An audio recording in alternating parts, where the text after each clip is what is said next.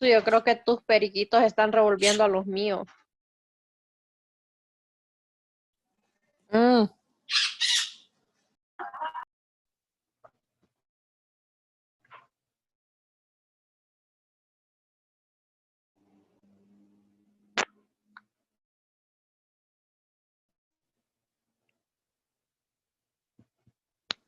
Iniciamos.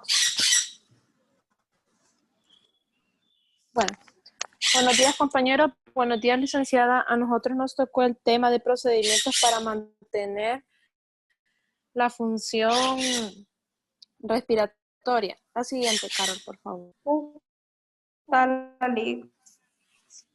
no he entrado. Aquí estoy.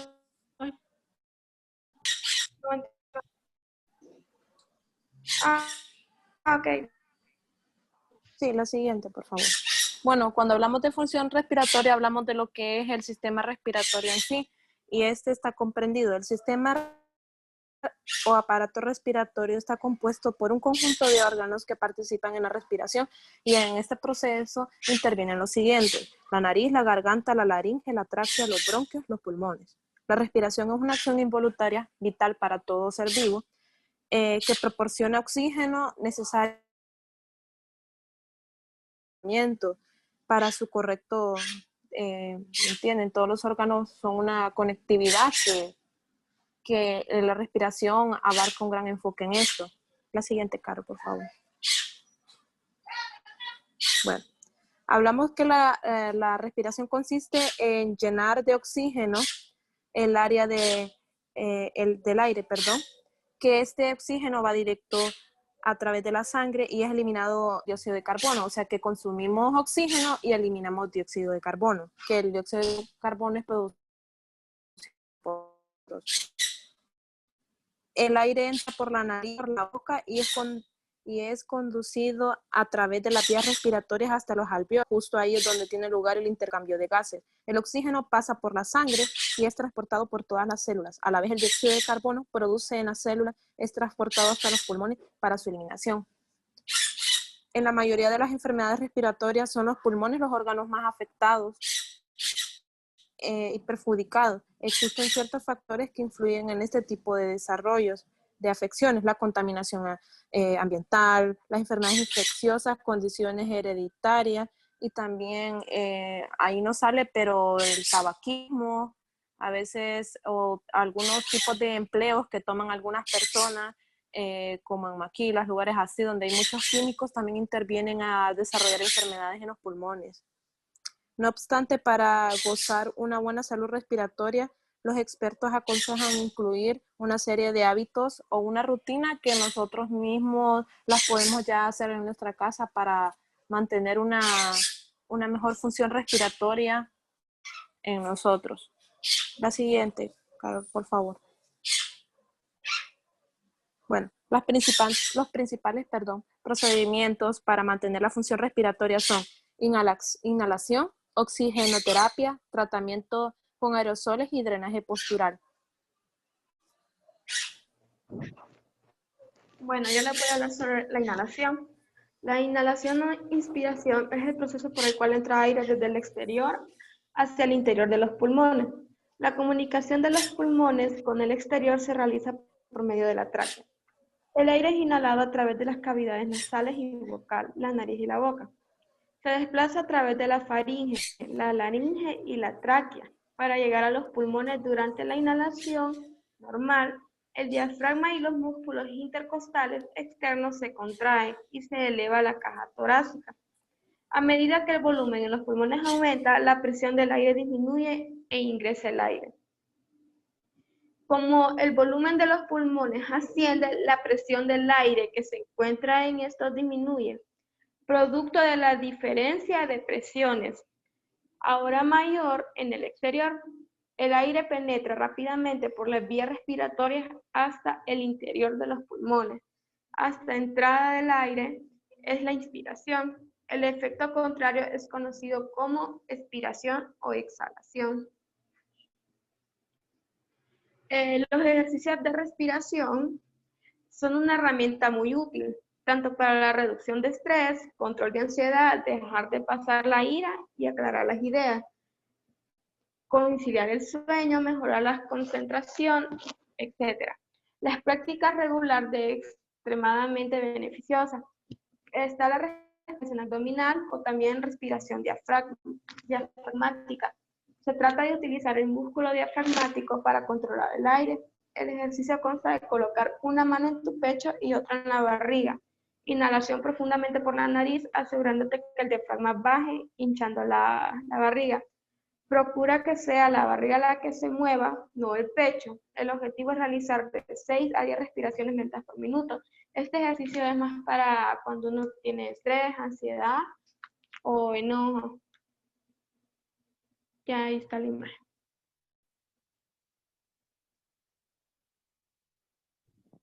Buenos días, compañeros y licenciados. Les voy a hablar sobre oxigenoterapia. Es un tratamiento en el que se administra oxígeno en concentraciones elevadas con la finalidad... Dania, no se te escucha nada. ¿Me escuchan? No. ¿Aló? Se escucha bajito, se escucha bajito. Hola, ahora. Un poquito.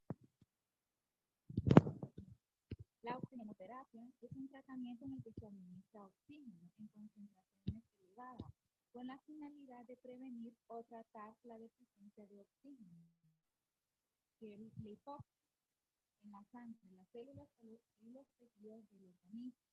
Aunque su principal indicación... ¿Puede levantar la voz un poquito porque no se escucha? Ay, y estoy gritando. Ahora escucha. Posiblemente no tenía. Sí, perfecto. Bueno, aunque su principal indicación es para la insuficiencia renal crónica. La hipoxemia, que es la hipoxia, hipoxia se define como la disminución de la presión arterial del oxígeno, que es menor al 60% de milímetros de mercurio, y de la saturación de la hemoglobina en sangre arterial, que es menor al 93%. La hipoxia se define como la disminución de la disponibilidad de oxígeno en los tejidos. Puede existir hipoxia sin que necesariamente exista hipoxemia. Pasa la diapositiva. ¿Cuál es la diferencia? Existe de hipoxia con hipoxemia. Hipoxia es la disminución de oxígeno en la sangre. Y no me acuerdo. Que alguien de sus compañeras lo aclare, que lo investigue y lo aclare ahorita. Ajá. Sí, es que atrás estaba. La hipoxemia es la disminución de la presión arterial de oxígeno. Si usted quiere, continúe, que una de sus compañeras la apoyen Ajá. en eso. Pase la diapo entonces, Caro. Existen dos tipos de oxigenoterapia que se utilizan con más frecuencia. Oxigenoterapia norbombárica, que es la opción incorporal del oxígeno a diferentes concentraciones, normalmente entre el 21 y el 100%. La administración pues, se puede realizar mediante cánulas nasales o mascarillas, entre otras opciones. Oxigenoterapia hiperbárica. En este tipo de oxigenoterapia, el oxígeno se administra siempre al 100% de concentración por incorporarlo utilizando un casco o una mascarilla. La administración se realiza mientras el paciente en el interior de una cámara hiperbárica. La finalidad de esta terapia es incrementar el aporte de oxígeno en los tejidos utilizando como medio de transporte la hemoglobina cuando la cantidad de oxígeno que entra en el cuerpo es alta. Provoca cierta presión en el alveolo que hace que la hemoglobina se sature. De esta forma aumenta la presión de oxígeno alveolar, disminuye el trabajo respiratorio y cardíaco. y se mantiene de forma constante la presión del oxígeno. Ahora, la otra diapositiva. ¿Cuántos son los litros de oxígeno por minuto que debe darle a un neonato?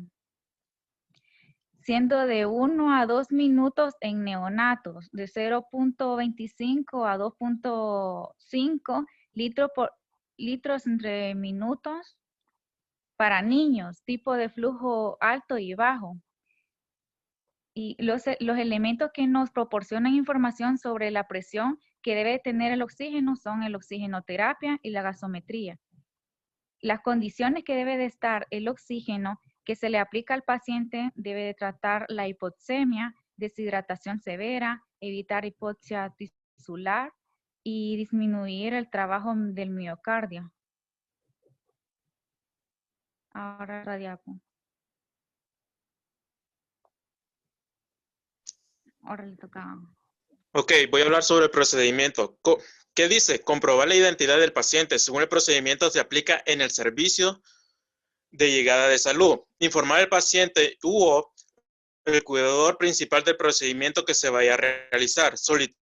Solicitarle su colaboración a ser posible, recalcando su utilidad, utilizando un lenguaje comprensible y resolviendo sus dudas y temores.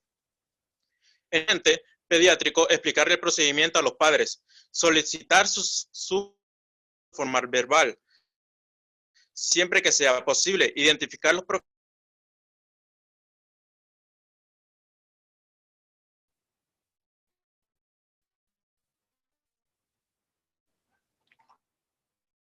Tuve problemas. Con respecto a la hipoxia, a la hipoxemia, ¿verdad? Hipoxemia es la disminución anormal de la presión parcial de oxígeno en la sangre arterial por debajo de 80 mm, no me acuerdo,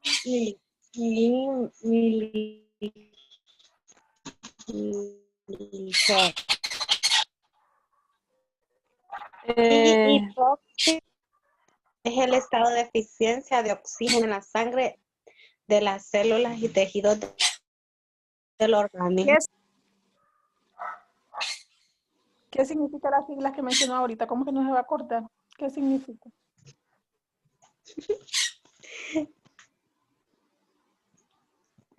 Esta sigla significa milímetros de mercurio. Así es. Pero Catherine tiene que saberlo. Hipoxia, disculpe, es el estado de deficiencia de oxígeno en la sangre de las células tejidos del organismo con compromiso de la función de esta.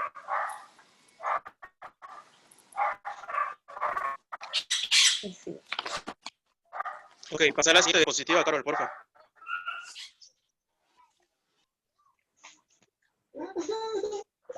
Extremo de la alargadera casco unificador y al otro el dispositivo para administrar el oxígeno indicado. Abrir la caudalímetro hasta conseguir el flujo de oxígeno prescrito. Elevar la bolita del caudalímetro hasta el punto apropiado en la escala, hasta la escala escalada, dependiendo de la mascarilla que se realice. Ok, dice que la cánula nasal hay que pedirle al paciente que se suene la nariz antes de utilizarla, colocar la cánula de la manera en que los dos sondas se ajusten en su respectiva fosa nasal, introducir las dos sondas de la cánula cada una en su fosa nasal, pasar por los tubos por encima de las orejas del paciente hacia la barbilla y ajustarla abajo hasta con el pasador. Comprobar que no se producen presiones ni molestias. Y en el caso de que es un niño que no puede sonarse la nariz, ¿qué haría usted?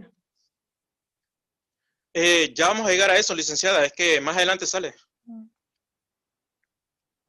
Ok, dice que la mascarilla simple sitúa en la máscara sobre la nariz, la boca y el queso del paciente, pasar la cinta elástica por detrás de la cabeza, adaptar la mascarilla de la cara del paciente según las instrucciones del fabricante, dejarla ajustada a la cara, pero sin hacer presión.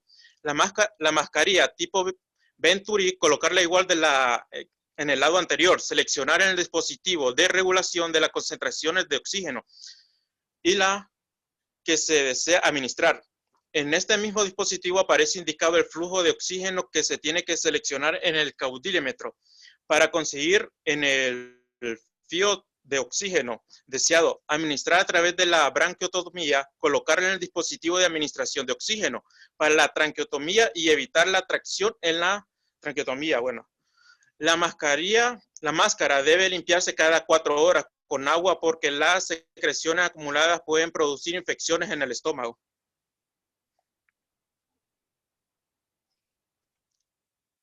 Ok, aquí podemos ver los diferentes tipos de mascarilla que de cual estamos hablando. Ok, aquí podemos ver la tipo. Poner la imagen anterior, Carol, porfa.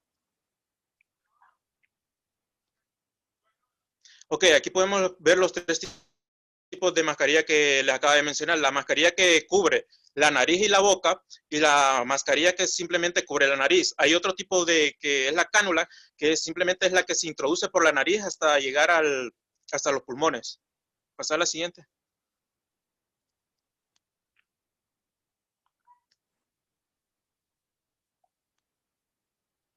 Ya, Carol, pasar a la siguiente, porfa. El oxígeno llega hasta los pulmones por la nariz, pero la cánula no va a No, introducirse a los se pulmones. introduce hasta aproximadamente hasta la tráquea. No, Ok, aquí dice que no, bueno, hasta ahí lo leí yo, licenciada. No la estoy seguro. cánula, no, es que el oxígeno que usted va a dar por la nariz, ¿cómo le llamamos también bigotera? ¿Usted No, la recuerda? bigotera es la que se pone solo en la nariz. Retrocede un poco, porfa. ¿Sí? Más. La bigotera es la que tiene el paciente aquí, la que tiene... Sí, la que se pasa a través de la oreja, Ajá, la parte trasera. ajá, Ajá, también está la mascarilla, así que es es. la que se utiliza, que cubre la nariz y la boca. Y la Ajá. otra, retrocede, ¿De cuál es? porfa.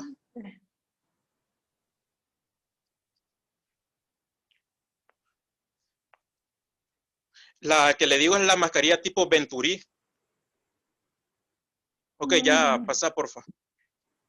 Ya.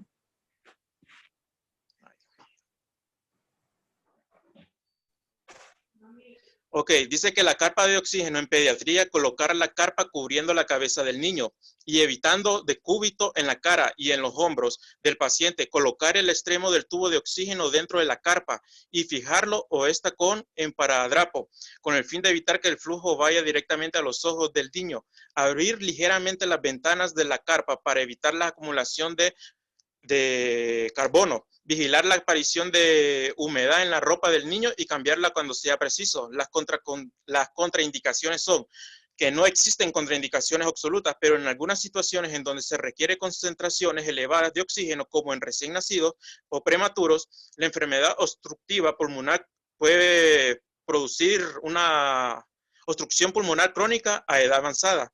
Las complicaciones. Puede haber totosidad de la administración de oxígeno. Esta es determinada por las concentraciones de oxígeno que se administran y la duración del tiempo del tratamiento. Por la regla general, las concentraciones de oxígeno de más del 50% administradas en forma continua por más de 24 a 48 horas pueden dañar los pulmones.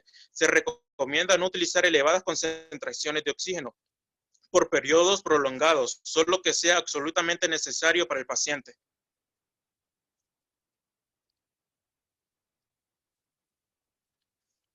Ok, los signos y los síntomas de la toxicidad son traqueobronquitis, tos seca, no productiva, dolor retroesternal. Balton, Dígame. ¿qué nos ocasiona las altas concentraciones de oxígeno o utilizar el oxígeno prolongado? ¿Cómo? Disculpe. ¿Qué nos ocasiona utilizar el oxígeno por mucho tiempo, el oxígeno prolongado? puede producirnos toxicidad. Esas son las que ahorita las estoy leyendo, lo que dicen que puede producir traqueobronquitis, tos seca, no productiva o dolor retroesternal. También sensación de opresión en el pecho, malestar gastrointestinales, dolor de cabeza en reposo. Los síntomas se identifican y se acompañan de disminución de la capacidad distal, elasticidad de la hipoxemia. La exposición prolongada a elevadas concentraciones de oxígeno produce daño estructural a los pulmones, daño como resultado la etelaxia, edema, hemorragia pulmonar y formación de membrana hialina. Eso es lo que puede producir si se da mucho oxígeno durante mucho tiempo. ¿Y a los neonatos qué le producen? ¿Son las mismas? No. Ah, pues a mí me salía la misma, licenciada. Cuando se usa oxígeno prolongado, existe una retinopatía Ah, ok. en los niños, ¿verdad? Existe una retinopatía que esto lo ocasiona ceguera. Por eso tenemos que controlar bien el oxígeno que vamos a administrar a los niños, ¿verdad? A los pacientes pediátricos. Tenemos que controlar muy bien. Dice que es un daño ocular el que le causa y también me acuerdo que era un daño cerebral, me parece, a nivel cerebral. Si estamos hablando de retinopatía, eso, ¿qué es la retinopatía? Alguna enfermedad en la retina, ¿verdad? Claro. Entonces, eso le produce ceguera, ¿verdad? Bueno, busquen la retinopatía por causa del uso prolongado de oxígeno, para que se den cuenta, no solo produce, lo que decía Balton, también se produce ceguera en los niños, ¿no? Y además del problema de los pulmones. Pero hay que controlar el oxígeno, además de que nos ayuda, también nos puede causar complicaciones graves, ¿verdad? Tanto a nivel cerebral, pulmonar, y en la parte de la retina, ¿verdad? De los niños. Pero tenemos que controlar el oxígeno, no lo podemos ver así como algo sin importancia, algo sin importancia, o solo le vamos a colocar oxígeno porque lo miramos con dificultad respiratoria. Tenemos que saber qué cantidad de oxígeno le vamos a administrar y estar controlando eso, ¿verdad? Porque después podemos tener males mayores. Y si le causó daños en la vista, en la retina, ¿puede tratarse o ya queda con el daño permanente? Y eso usted lo tiene que decir ahí en la presentación. Tenía que saberlo. Porque esa es parte de su exposición. Bueno. Algunos niños se trata, pero nunca, ¿verdad? Se recupera al 100% la visión y otros quedan ciegos de por vida. Por eso tenemos que tener cuidado con el oxígeno. Porque los daños son severos a nivel de cerebro, a nivel pulmonar y tienen que ver también con la visión. Continúe. Espéreme, Eli, que está pasando un carro, espéreme.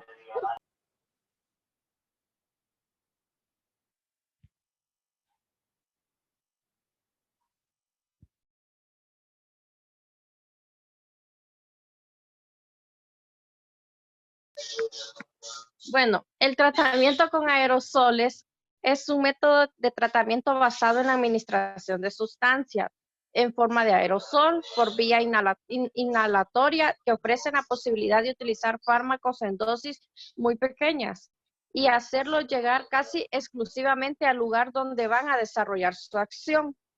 El inhalador en cartucho presurizado o de dosis medida, el dispositivo cuyo funcionamiento se basa en la producción e aerosolización, utilizando un gas a alta presión como propelente del fármaco. Requiere de coordinación entre la pulsión del dispositivo y la inspiración, proporcionando una cantidad fija de medicamento. Ahí estamos viendo los inhaladores, ¿va? Cuando, por ejemplo, el pus de cuando las personas tienen asma, sí, sienten que se ahogan, entonces el médico le dice que si usted tiene que hacerle 1 o 2 veces, le dan cuántas medidas exactas, la cantidad que le tiene que hacer y cada cuánto. Siguiente. Pero tenemos que hablar de la labor que tiene que hacer enfermería, ¿verdad? Eso, una cosa es la indicación médica y usted se tiene que usted tiene que leer para darse cuenta cómo va a ser que usted le va a administrar esos aerosoles a los niños o a su paciente. Usted como profesional de enfermería no se va a quedar solo con la indicación que le dé el médico, sino que usted tiene que investigar. Por eso las enfermeras somos investigadoras, porque cuando nos indica un medicamento tenemos que investigar para darnos cuenta cómo lo vamos a administrar, cuáles son las contraindicaciones, cuáles son los efectos secundarios que va a tener. Porque si usted no hace eso, puede hacer un día que en vez de ayudar al paciente, más bien lo mate. Sí. Y entonces usted no se va a salvar con que usted diga que fue que lo indicó el médico. Usted tenía que saber sus contraindicaciones, sus efectos secundarios, la manera de administrar el medicamento. Bueno. Por eso tiene que investigar por cada medicamento que usted le va a aplicar al paciente. Sí. Bueno, el inhalador de polvo seco se trata de un dispositivo en el que el propio flujo inspiratorio genera por el paciente es el que se arrastra, provoca fragmentación de las partículas del fármaco micronizado.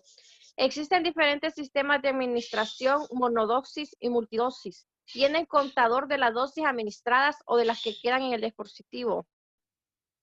Las cámaras espaciadoras o inhalación son recipientes que se conectan al inhalador en cartucho presurizado, donde en su interior se pulveriza a la nube de aerosolización, provocando el enlentecimiento del flujo del aerosol, disminuyendo así el impacto sobre la orofaringe. Poseen una válvula indireccional en su boquilla, lo que permite la inspiración del aire, la cámara por el paciente, pero no la expiración dentro de la cámara. Siguiente. Los usos de aerosol terapéuticas son el empleo del aerosoles en medicina tiene indicaciones terapéuticas y diagnósticas. Indicaciones terapéuticas para administrar. La broncodilatadores simpaticométicos de acción corta es el salbutamol, terbutalinal, skelbuterol, fenoterol, etc. Para las crisis de asma, fibrosis quística u otras identidades que cursan con obstrucción bronquial aguda reversible. Para estas enfermedades se usa, ahí está lo que es salbutamol, terbutalina, salbuterol. Los anticolinérgicos son bromuro de hipatropio, tiotropio, como broncodilatadores coadyuvantes en el asma y la bronquitis crónica. También está el corticoides inhalado, fluticasona, budesonida, beclometasona, mometasona, ciclesonida. En el tratamiento de sostén del asma persistente, la displasia broncopulmonar, la laringitis y la fibrosis quística. Estos son los tratamientos que se usan para cada una de estas enfermedades. Los broncodilatadores simpaticomiméticos de acción prolongada es el salmeterol, formoterol en el tratamiento de sostén del asma persistente, moderada o grave, siempre combinados con la corticoides inhalado. Las cromoglicato disódico y nedocromil en el tratamiento de sostén del asma es antibiótico, especialmente aminoglucósido en la fibrosis quística, la disquinesia ciliares y la bronquiectasia. Siguiente. Bueno, aquí están las dosis que se les puede dar de los inhaladores. Por ejemplo, que está albuterol, 0.2 miligramos, que son 200 miligramos.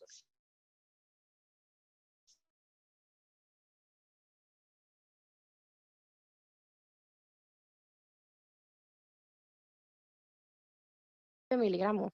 Cromolín, son 2 miligramos dosis nominal y la dosis, la otra es 20 miligramos. Algo que ustedes tienen que tener claro y tienen que acostumbrarse a hacerlo. Cuando ustedes vayan a exponer, ustedes tienen que estudiar esa presentación. Tienen que estudiar la presentación porque se les siente de que ustedes solo vienen a leer. Porque cuando uno estudia la presentación, tiene más facilidad para entender lo que está haciendo, ¿verdad?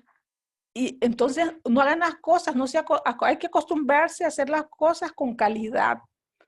No hagan las cosas como personas mediocres solo para salir del paso, porque este es un aprendizaje que les queda para toda la vida y lo van a ir a poner en práctica con sus pacientes. Van a ir a tratar a los pacientes como a ustedes les gustaría que lo trataran. A ustedes les gustaría estar en manos de personas que saben lo que están haciendo. Así también los pacientes quieren sentirse seguros de las manos que lo están tratando. Pero si ustedes van a venir solo a leer las presentaciones y a leer que ni ustedes mismos entienden las palabras que están ahí, ustedes están dando a entender que no han estudiado la presentación. Si me pongo a preguntarles qué significa cada cosa de la que ustedes están diciendo, no me van a responder porque se les siente que no pueden ni leer las palabras. Entonces, por favor, ya estamos terminando. Esto prácticamente ya está finalizado, pero ustedes son las futuras profesionales de enfermería y por lo cual ustedes tienen que manejar el conocimiento científico. Pero no pueden venir a acostumbrarse a que solo van a salir de paso con las cosas porque se vuelven mediocres. Ustedes tienen que hacer las cosas con excelencia, como todos unos profesionales.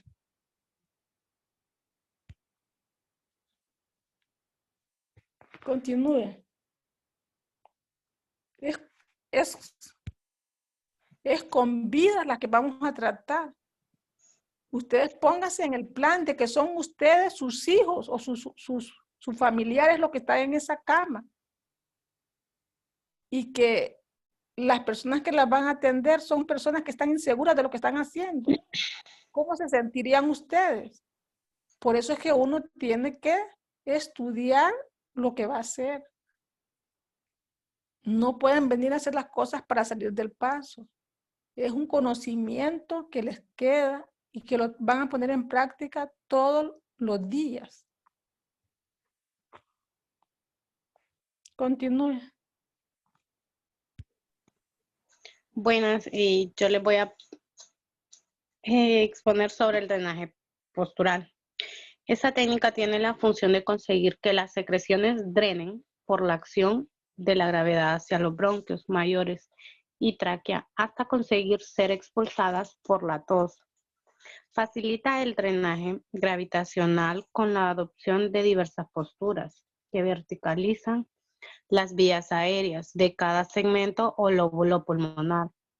En lactantes, los cambios posturales se realizan en el regazo del adulto y en los niños mayores que empleaban mesas oscilantes o almohadas, como está en la imagen abajito.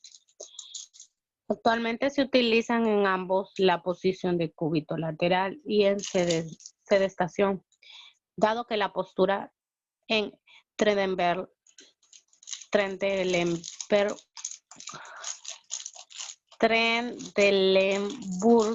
incrementa el trabajo respiratorio y aumenta también. ¿Sabe qué es eso, verdad? ¿Y cuál es la posición? ¿Cómo tiene que colocar al paciente cuando habla de esa posición? ¿Ah? Catherine, Mándele. ¿sabe cómo tiene que colocar al paciente cuando habla de esa posición? Es con Yes, no, yes.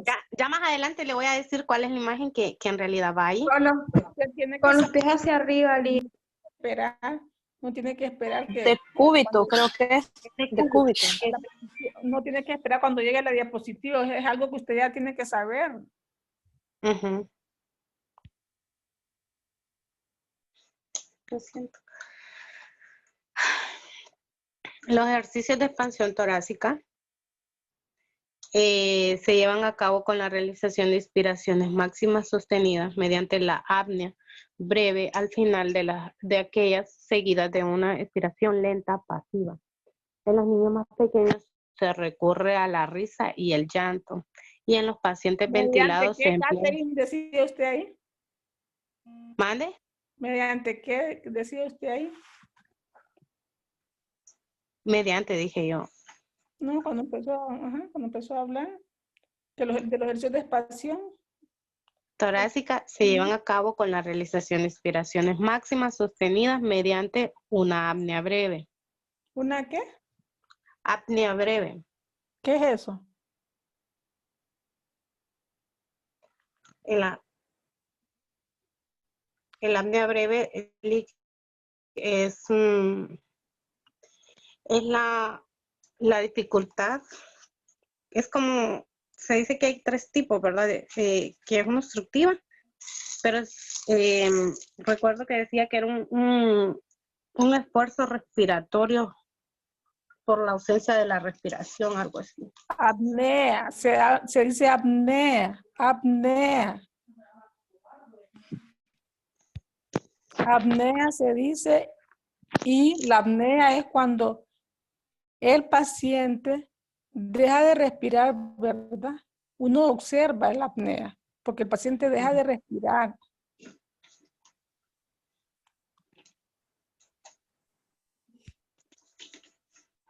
o también Mediante hace un una esfuerzo para respirar. Así es, tiene dificultad para respirar. Entonces, en esa parte que está haciendo el esfuerzo para respirar, llegan segundos que no está respirando.